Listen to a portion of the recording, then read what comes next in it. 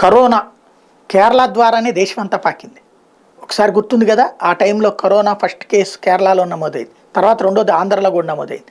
But ఆంధ్రాలో control చేయగలిగాం, కానీ కేరళలో నుంచి వచ్చినటువంటిది దేశమంతా వ్యాప్తి చెందింది.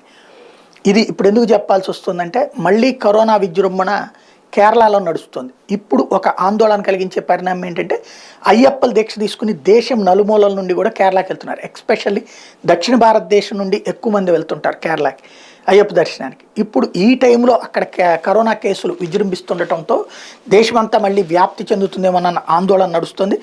రాష్ట్రంలో పెరుగుతున్న కరోనా కేసులపై కేరళ ప్రభుత్వం అప్రమత్తమైంది. మంగళవారం ఉదయం 8 గంటల వరకు 24 గంటల వ్యవధిలో 115 కొత్త కేసులు వచ్చినట్టు కేరళ ఆరోగ్య శాఖ వెళ్ళింది. దీంతో క్రియాశీలక కేసుల సంఖ్య 1749కి చేరినట్టు తెలిపింది. కేంద్ర ఆరోగ్య శాఖ గణాంకాల మేరకు కేరళతో కలిపి దేశవ్యాప్తంగా మంగళవారం ఉదయానికి నమోదైన కోవిడ్ కేసుల సంఖ్య 142గా ఉంది.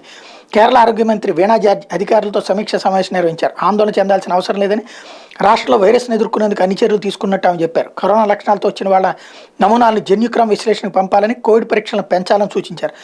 రాష్ట్రంలో ఒక వ్యక్తికి మాత్రం కోవిడ్ ఉపరకం JN.1 ఒమిక్రాన్ సోకిందని, అతడు కోలుకున్నాడని కూడా చెప్పారు.